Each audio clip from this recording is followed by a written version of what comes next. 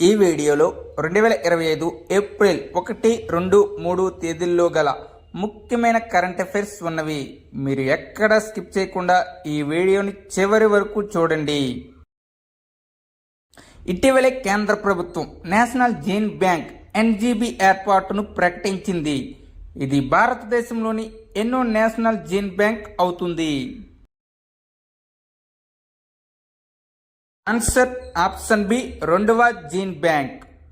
కేంద్ర ప్రభుత్వం 2025-26 బడ్జెట్లో నేషనల్ జీన్ బ్యాంక్ ఏర్పాటును ప్రకటించింది. ఇప్పుడు దాని ప్రణాళిక ఆమోదించబడింది. జన్యు బ్యాంక్ అనేది పంట రకాలు అంతరించిపోకుండా నిరోధించడానికి మొక్కల జన్యు పదార్థాన్ని అనగా విత్తనాలు, కణజాలాలు, పుప్పొడి రేణువులు నిల్వ చేసే ప్రదేశం. భారతదేశపు మొట్టమొదటి జాతీయ జన్యు బ్యాంక్ న్యూఢిల్లీలో ప్రధాన కార్యాలయం కలదు. స్థాపించబడిన సంవత్సరం 1996. వక్ఫ్ సవరణ బిల్లు 2025ను లోక్సభలో ఎవరు ప్రవేశపెట్టారు? Answer option C, Kiran Rijiju.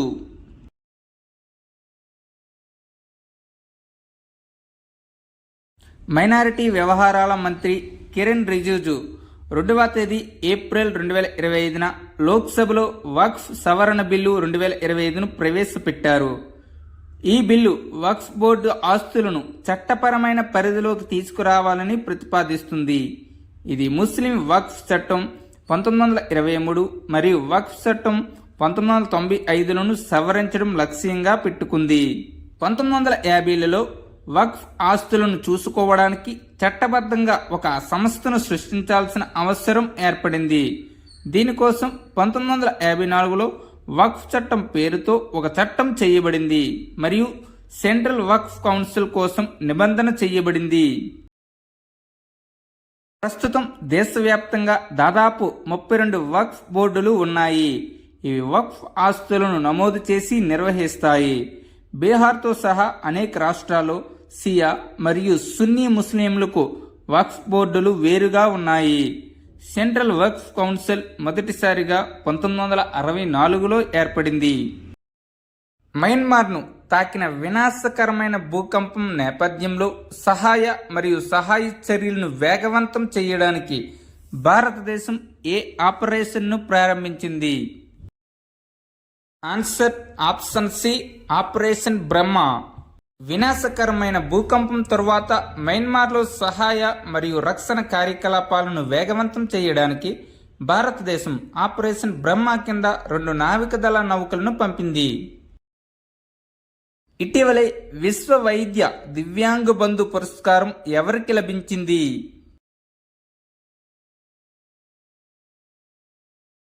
Answer option D, Jagdish. మారిషస్లోని ఫినిక్స్ నగరంలో జరిగిన ఓ కార్యక్రమంలో ఆ దేశ ప్రధానమంత్రి నవీన్ చంద్ర రామ్ గులాం ఈ పురస్కారాన్ని డాక్టర్ జగదీష్కు అందజేశారు. 4 దశాబ్దాలుగా వికలాంగుల పునరావాసం, సమాజ సేవకు అంకితమైన డాక్టర్ గూడూరు జగదీష్కు విశ్వ వైద్య దివ్యాంగ బంధు పురస్కారం లభించింది. మహారాజా అగ్రసేన్ విగ్రహాన్ని హోంమంత్రి అమిత్ షా ఎక్కడ ఆవిష్కరించారు? Answer option C, Hisar. Maharaja Agrasen తన ఆదర్శాలు మరియు సామాజిక సంక్షేమానికి వైశ్య సమాజంలో ప్రముఖంగా ప్రసిద్ధి చెందారు. మహారాజా అగ్రసేన్ను సోషలిజం మార్గదర్శకుడు అని కూడా పిలుస్తారు. 2025-26 ఆర్థిక సంవత్సరానికి మహాత్మా గాంధీ జాతీయ గ్రామీణ ఉపాధి హామీ పథకం కింద కేంద్ర ప్రభుత్వం వేతన రేట్లను ఎంత పెంచింది? ఆన్సర్ ఆప్షన్ సి, 2.33% మరియు 7.48% మధ్య. పెరుగుదల 2.33% మరియు 7.48% మధ్య ఉంది. దీని వలన వేతన రేటు రోజుకు ₹7 నుండి ₹26కి పెరిగింది. హర్యానాలో రోజుకు ₹26 అత్యధిక పెరుగుదల నమోదైంది. ఆంధ్రప్రదేశ్, అరుణాచల్ ప్రదేశ్, అస్సాం, నాగాలాండ్ మరియు తెలంగాణలో రూపాయల కనీస పెరుగుదలను నమోదు చేశాయి. ఎన్ఆర్ఈజీఎస్ చట్టం ఆమోదించబడిన తేదీ 7 సెప్టెంబర్ 2005. పథకం ప్రారంభమైన తేదీ 2 ఫిబ్రవరి 2006.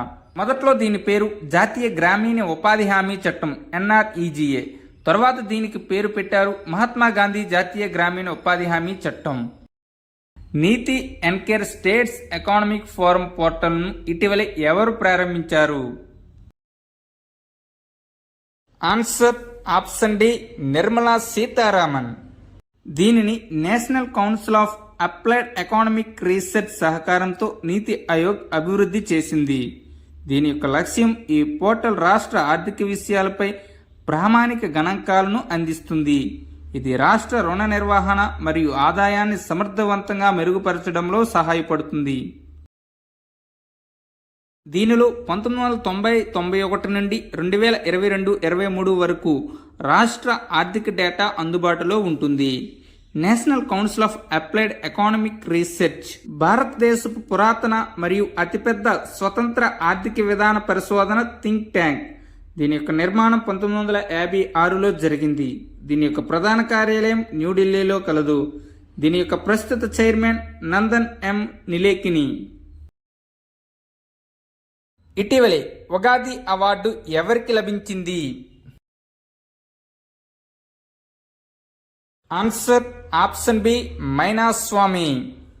ఆంధ్రప్రదేశ్ ప్రభుత్వం ప్రఖ్యాత చరిత్రకారుడు మరియు పురావస్తు శాస్త్రవేత్త మైనాస్వామిని చారిత్రక పరిశోధన మరియు సామాజిక రంగానికి చేసిన విశేష కృషికి ప్రతిష్టాత్మక ఉగాది అవార్డుతో సత్కరించనున్నట్లు ప్రకటించింది. అమెరికాలోని యేల్ విశ్వవిద్యాలయం నుండి నాన్ ఫిక్షన్ విభాగంలో 2025 విండ్హామ్ కాంప్బెల్ బహుమతి ఎవరికి లభించింది?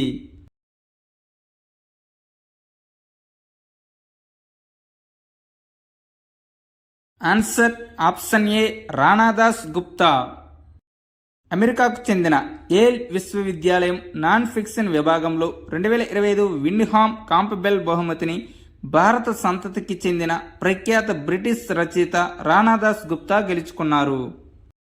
ఏటీపీ మాస్టర్స్ 1000 ఫైనల్కు చేరుకున్న అతిపెద్ద వయస్సు గల ఆటగాడు ఎవరు?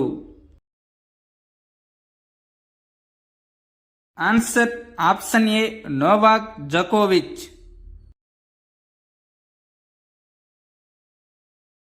ప్రపంచ టేబుల్ టెన్నిస్ స్టార్ కంటెండర్ ఈవెంట్లో సెమీఫైనల్స్కు చేరుకున్న తొలి భారతీయుడు ఎవరు?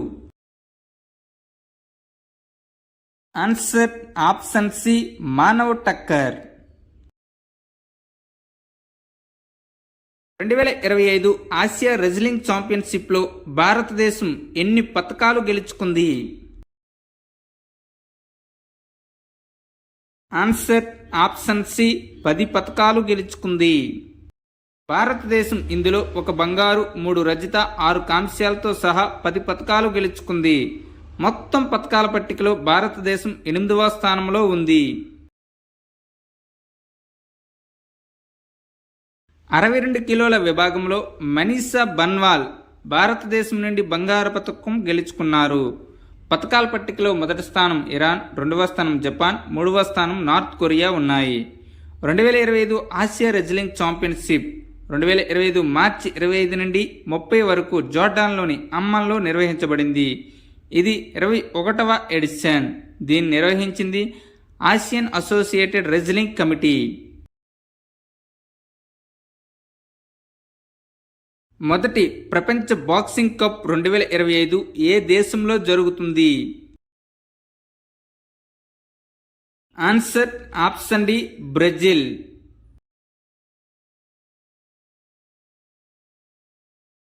మొదటి ప్రపంచ బాక్సింగ్ కప్ 2025 మార్చి 31 నుండి ఏప్రిల్ 5 వరకు బ్రెజిల్లో నిర్వహించబడుతుంది. ఈ పోటీని వరల్డ్ బాక్సింగ్ నిర్వహిస్తుంది. భారతదేశం ప్రతి విభాగంలో 10 మంది బాక్సర్లను కలిగి ఉంది. వీరికి ఆసియా క్రీడల కాంస్య పతక విజేత నరేంద్ర దసర్వాల్ నాయకత్వం వహిస్తున్నారు. ప్రపంచ బాక్సింగ్ స్థాపన 13 ఏప్రిల్ 2023. దీని యొక్క ప్రధాన కార్యాలయం స్విట్జర్లాండ్లో ఉన్నది.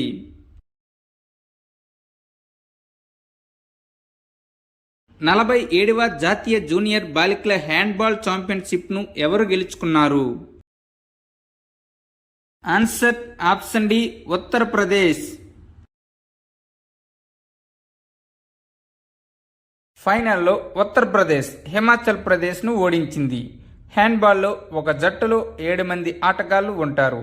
వీరిలో 6 ఆటగాళ్లు కోర్టులో ఆడతారు మరియు ఒకరు గోల్ కీపర్. శత్రు దేశాల యుద్ధ నౌకలపై నిఘా పెట్టేందుకు రూపొందించిన వాటర్ డ్రోన్ను ఎవరు విజయవంతంగా పరీక్షించారు?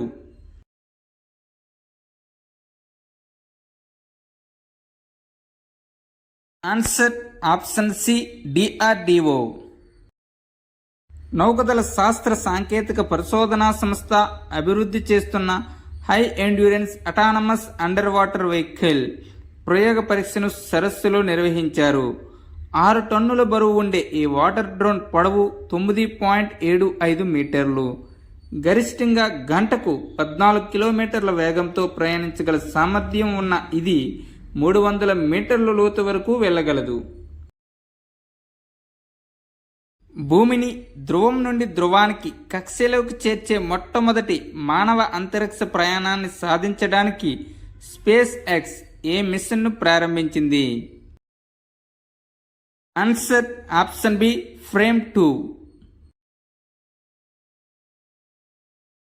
ఏ అంతరిక్ష సంస్థ యొక్క గైయా అంతరిక్ష మిషన్ ముగిసింది? Answer option C European space agency.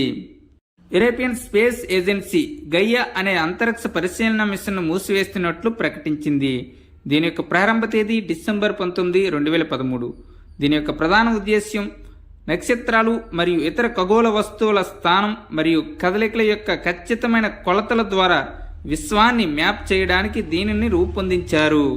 ఈ మిషన్ కింద 2 బిలియన్ నక్షత్రాలు మ్యాప్ చేయబడ్డాయి. సూక్ష్మ, చిన్న, మధ్య తరహా పరిశ్రమల పెట్టుబడి, టర్నోవర్ పరిమితులు గణనీయంగా పెంచుతూ చేసిన సవరణలు ఎప్పటి నుండి అమల్లోకి వచ్చాయి? ఆన్సర్ ఆప్షన్ సి ఏప్రిల్ 1 నుండి. 2.5 కోట్ల రూపాయలు పెట్టుబడి గల కంపెనీలు ఇక నుంచి మైక్రో ఎంటర్ప్రైజ్లుగా పరిగణలోకి వస్తాయి. గతంలో ఈ పరిమితి 1 కోటి ఉండేది. వీటి టర్నోవర్ పరిమితిని కూడా 5 కోట్ల నుంచి 10 కోట్ల రూపాయలకు పెంచారు. 5 కోట్ల రూపాయలు పెట్టుబడి గల కంపెనీలు చిన్న పరిశ్రమలుగా వర్గీకరణలోకి వస్తాయి. గతంలో ఈ పరిమితిని 10 కోట్లు ఉండేది. వాటి టర్నోవర్ పరిమితిని 50 కోట్ల రూపాయల నుంచి 100 కోట్లకు పెంచారు. 125 కోట్ల రూపాయల పెట్టుబడితో ప్రారంభమయ్యే సంస్థలను మధ్య తరహా పరిశ్రమలుగా గుర్తిస్తారు. గతంలో ఈ పరిమితి 25 కోట్లు ఉండేది. వీటి టర్నోవర్ పరిమితిని 500 కోట్లకు పెంచారు. డిసెంబర్ 2024 నాటికి భారత విదేశీ అప్పులో ఎంత ఉన్నట్లు కేంద్ర ఆర్థిక శాఖ వెల్లడించింది? ఆన్సర్ ఆప్షన్ డి 61.68 లక్షల కోట్ల రూపాయలు. డిసెంబర్ 2024 చివరి నాటికి భారత విదేశీ అప్పుల వార్షిక ప్రాతిపదికన 10.7% పెరిగి $71,790 కోట్ల డాలర్లకు చేరాయని, ప్రస్తుత మార్కం రేటు ప్రకారం ఈ విలువ సుమారు 61.38 లక్షల కోట్ల రూపాయలు. 2023 డిసెంబర్ నాటికి భారత విదేశీ రుణభారం 64,870 కోట్ల డాలర్లు అనగా 55.46 లక్షల కోట్ల రూపాయలుగా ఉంది. ఇటీవలే Reserve Bank of India RBI ఎన్నివ వ్యవస్థాపక దినోత్సవాన్ని జరుపుకున్నది?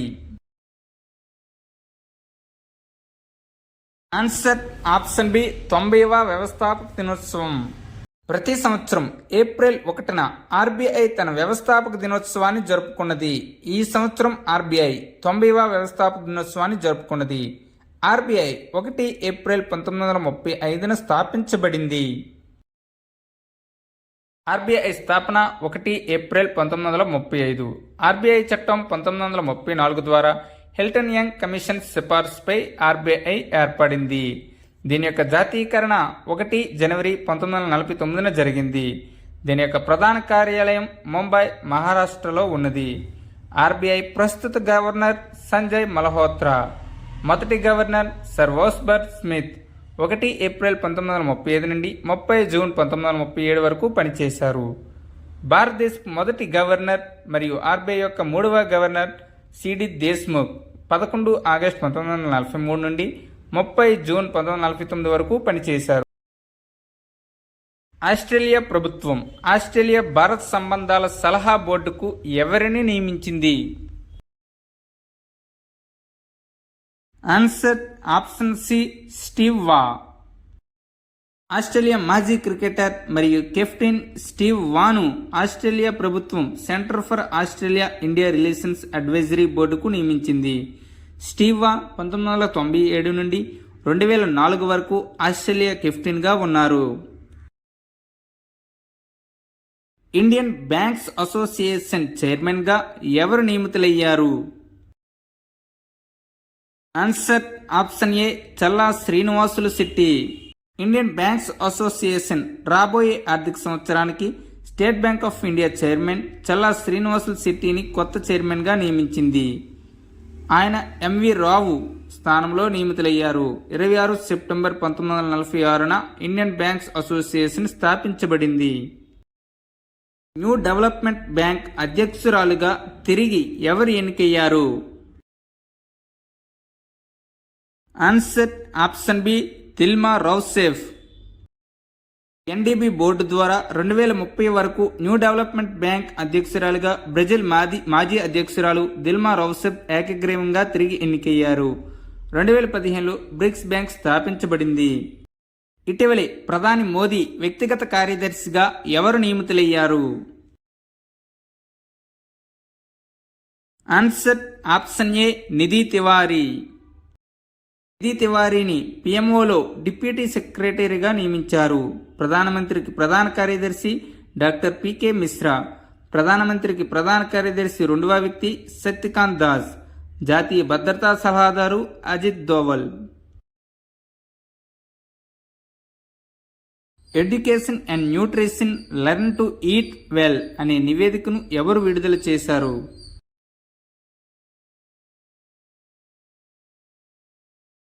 Answer option C, UNESCO. ప్రాథమిక పాఠశాల విద్యార్థుల్లో 47% మందికి పాఠశాలలో భోజనం అందుతుందని, కానీ వారిలో చాలామందికి సరైన పోషకాహారం అందటం లేదని నివేదిక నొక్కి చెప్పుతుంది. పిల్లల్లో పెరుగుతున్న ఊబకాయం మరియు ఆహార అభద్రత గురించి నివేదిక హెచ్చరిస్తుంది. UNESCO full form United Nations educational, scientific and cultural organization 16 November 1945న స్థాపించబడింది. దీని యొక్క ప్రధాన కార్యాలయం పారిస్, ఫ్రాన్స్. సభ్య దేశాలు 194. ప్రస్తుత డైరెక్టర్ ఆడ్రీ అజౌలే. కేంద్ర పర్యావరణ శాఖ మంత్రి భూపేంద్ర యాదవ్ ప్రకారం గత 5 సంవత్సరాల్లో భారతదేశం ఎన్ని ఆసియా సింహాలు చనిపోయాయి? Answer option D, 669. కేంద్ర పర్యావరణ శాఖ మంత్రి ప్రకారం గత 5 సంవత్సరాల్లో భారతదేశంలో మొత్తం 669 ఆసియా సింహాలు మరణించాయి. కానీ వేట కారణంగా ఒక్క మరణం కూడా నమోదు కాలేదు. ఈ జాతి సింహం భారతదేశంలోని గుజరాత్లో మాత్రమే కనిపిస్తుంది. గుజరాత్లోని గిర్ అటవీ ఆసియా సింహాలకు ఏకైక సహజ నివాస స్థలం. దీని యొక్క శాస్త్రీయ నామం పాంథెరా లియోపెర్సికా. ట్రేడ్ వాచ్ నివేదిక యొక్క 2వ ఎడిషన్ను ఇటీవల ఎవరు విడుదల చేశారు? ఆన్సర్ ఆప్షన్ ఏ, నీతి ఆయోగ్. యుఎస్ఏ, యుఏఈ మరియు నెదర్లాండ్స్ భారతదేశ ప్రధాన ఎగుమతి మార్కెట్లుగా ఉన్నాయి. మొత్తం ఎగుమతుల్లో వీటి వాటా 33%. దిగుమతుల్లో చైనా, యుఏఈ మరియు రష్యా అగ్రగామిగా ఉన్నాయి. భారతదేశం టాప్ 10 ప్రపంచ ఎగుమతిదారులో ఒకటి. ప్రపంచ వాణిజ్యంలో భారతదేశం వాటా 4%. నీతి ఆయోగ్ స్థాపన 1 జనవరి 2015. ప్రస్తుత చైర్మన్ నరేంద్ర మోడీ. ప్రస్తుత వైస్ చైర్పర్సన్ సుమన్ బెర్రీ. ప్రస్తుత CEO BVR Subrahmanyam. Project tiger 1 April 2025 నాటికి ఎన్ని సంవత్సరాలు పూర్తయ్యాయి?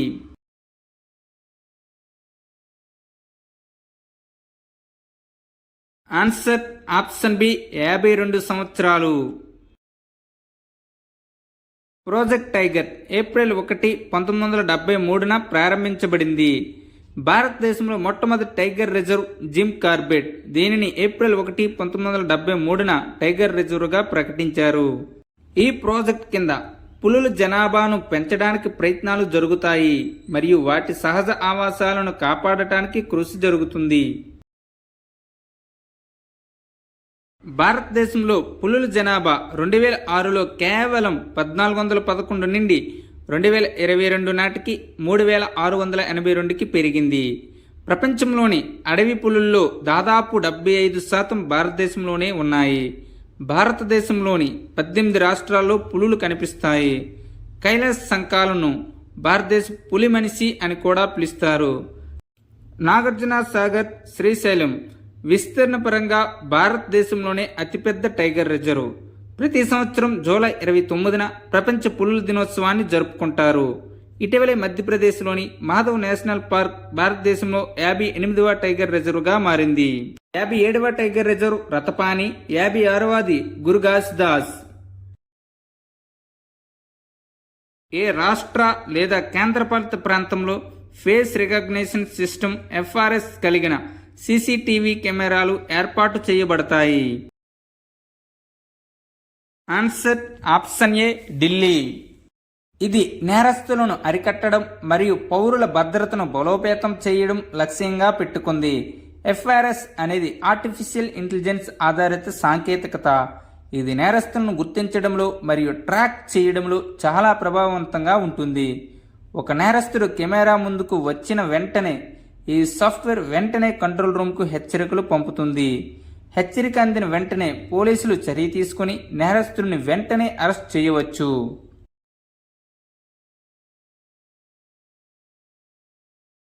ఇటీవలే ఏ రాష్ట్రం ట్రిపుల్ ఎలిమినేషన్ ఇనిషియేటివ్ను ప్రారంభించింది? ఆన్సర్ ఆప్షన్ బి పశ్చిమ బెంగాల్.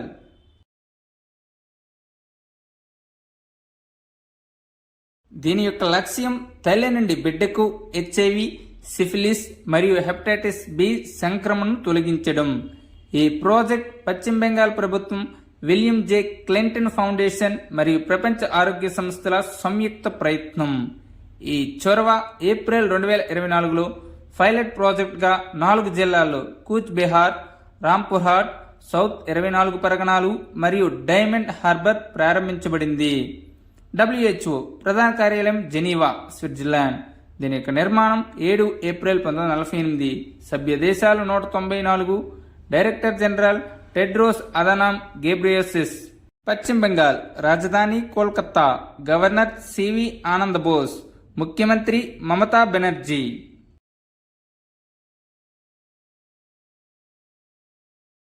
ఉత్తరాఖండ్లోని ఔరంగజేబ్పూర్ పేరును ఏ విధంగా మార్చారు?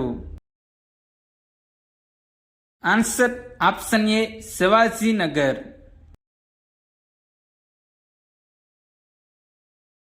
ఇటీవలే ఏ రాష్ట్ర ప్రసిద్ధ సౌదాగరి బ్లాక్ ప్రింట్ GI ట్యాగ్ను పొందింది?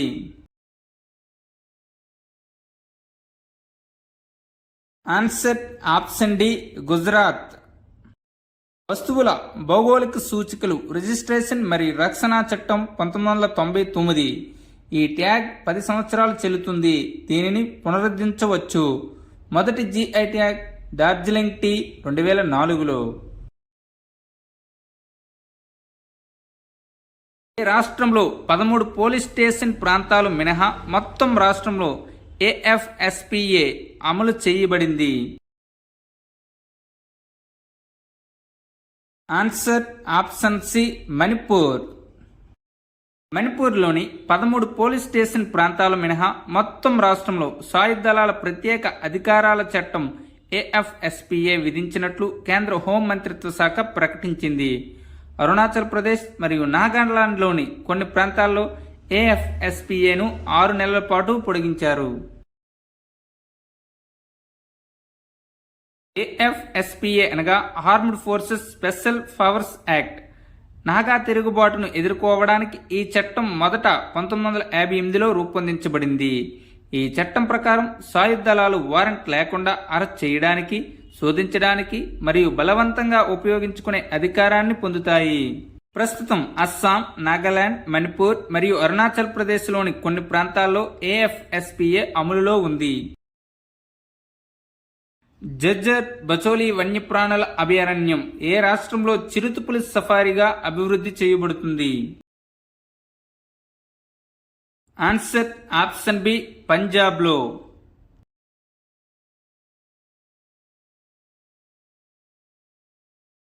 జజ్జర్ బచోలి వన్యప్రాణుల అభయారణ్యాన్ని 1998లో పంజాబ్ ప్రభుత్వం రక్షిత అభయారణ్యంగా ప్రకటించింది. భారతదేశంలో మొత్తం చిరుతలు 13,874, మధ్యప్రదేశ్లో 3,907 చిరుతపులులతో అతిపెద్ద చిరుతపులి జనాభా ఉంది. మహారాష్ట్ర 2వ స్థానంలో ఉంది. తరువాత కర్ణాటక మరియు తమిళనాడు ఉన్నాయి. పంజాబ్ ప్రభుత్వం పర్యాటకాన్ని ప్రోత్సహించడానికి జజ్జర్ బచోలి వన్యప్రాణుల అభయారణ్యంను చిరుతపులి సఫారీ పార్క్గా అభివృద్ధి చేస్తుంది. భారత్, అమెరికా సంయుక్తంగా నిర్వహిస్తున్న టైగర్ ట్రంప్ 2025 సముద్ర విన్యాసాలు ఎక్కడ ప్రారంభమయ్యాయి?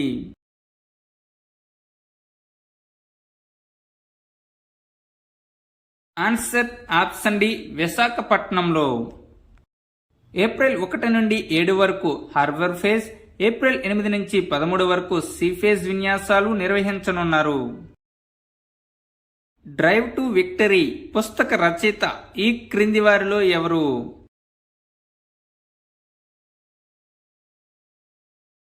Answer option C, Karun Chandhok.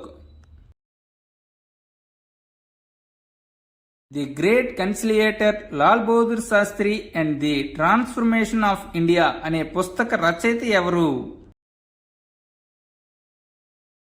Answer option B, Sanjeev Chopra. India inked elections in the world's largest democracy అనే పుస్తకాన్ని ఈ క్రింది వారిలో ఎవరు రచించారు? Answer option B, Poonam Agarwal.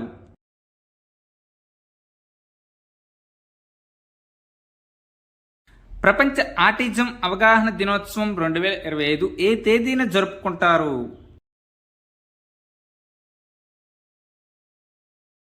Answer option B, April 2న. ఈ సంవత్సరం యొక్క theme advancing neurodiversity and the UN sustainable development goals. ప్రతి సంవత్సరం అంధత్వ నివారణ వారం ఎప్పుడు పాటిస్తారు? ఆన్సర్ ఆప్షన్ ఏ, ఏప్రిల్ 1 నుండి ఏప్రిల్ 7 వరకు. నిద్రలేమికి కారణాలు, నివారణ మరియు చికిత్స గురించి ప్రజలకు అవగాహన కల్పించడం దీని యొక్క ప్రధాన లక్ష్యం. అంతర్జాతీయ బాలల పుస్తక దినోత్సవంగా ఏ రోజున జరుపుకుంటారు? ఆన్సర్ ఆప్షన్ బి, ఏప్రిల్ 2న. ఈ సంవత్సరం యొక్క theme freedom of imagination. Thank you one and all. Please like and subscribe my channel join in success. మీకు కానీ మా వీడియోస్ నచ్చినట్లయితే మీ స్నేహితులకి ఈ వీడియోని షేర్ చేయండి.